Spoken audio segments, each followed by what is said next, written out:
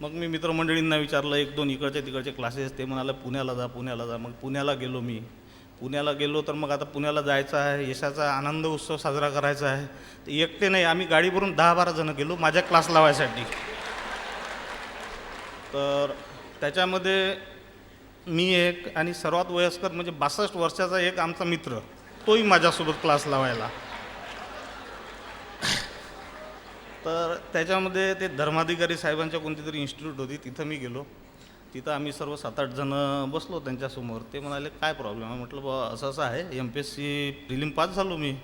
मग म्हटलं बाबा ते मेन्ससाठी प्रयत्न करायचे आहे. तर नाही म्हणे, सर्व क्रॅश कोर्स वगैरे संपले आहेत. मग आता काय कराल. म्हटलं काही जे काही असेल. ओके. पोटे सरांचं आगमन झालं आहे, तर जोरदार टाळ्यांनी मित्रांनो त्याचं स्वागत करावे. माननीय पालकमंत्री पोटे साहेबांना माझं निवेदन आहे की त्यांनी मंचावर येऊन त्यांचे स्थान ग्रहण करावे.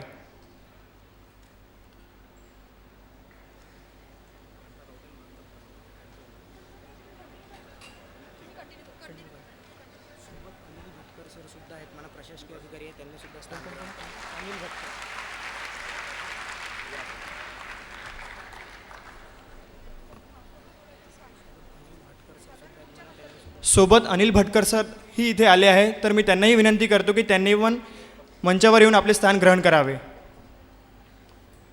भटकर सर.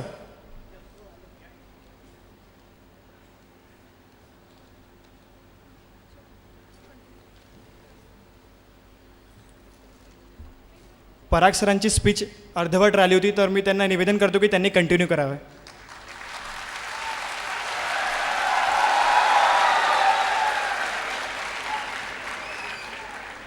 धन्यवाद मित्रांनो.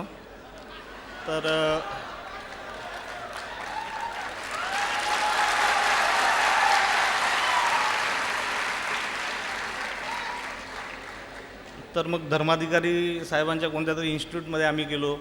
माझ्यासोबत 7-8 जणं वयस्कर, सर्व 62 वर्षाचा. त्यांना मी सांगितलं अशी अशी परिस्थिती आहे, आता करायचं आहे काहीतरी. तर ते म्हणाले सर्व क्रॅश कोर्स संपलेले आहेत आणि म्हणे मी लिहून देतो की तुम्ही होऊ शकत नाही आयुष्यात.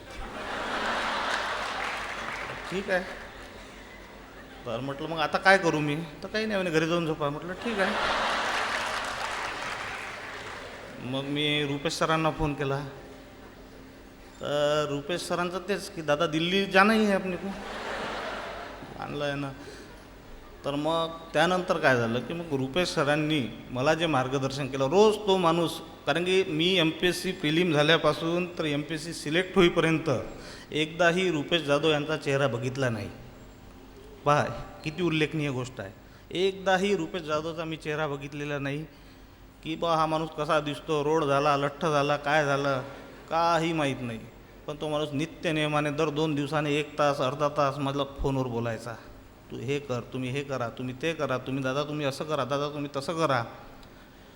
झालं, मेन्सचा रिझल्ट आला, पास झालो, इंटरव्ह्यूसाठी जायचं ठरलं. म्हटलं आता रुपेश आता कसं. तर नाही दादा अभी तर दिल्ली आ गई नजदीक, हत्ती तर गेला आहे, शेपूटच राहिला आहे, शेपूट आपल्याला आता काढायचंच आहे. झालं. मग त्यांनी म्हणाले की मग दादा, मी म्हटलं यार मी आता सध्या 102 किलोचा आहे आणि इंटरव्ह्यूमध्ये जेव्हा मी जाईल तेव्हा त्यांना असं वाटलं तर पाहिजे, निदान याला नोकरीची आवश्यकता आहे.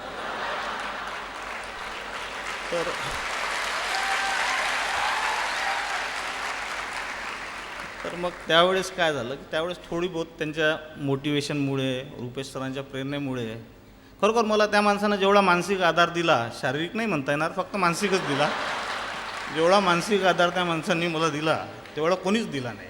आणि माझं यश म्हणजे हे फक्त सिंहाचा वाटा असणारे रुपेश जाधव सर, हे सांगू इच्छितो.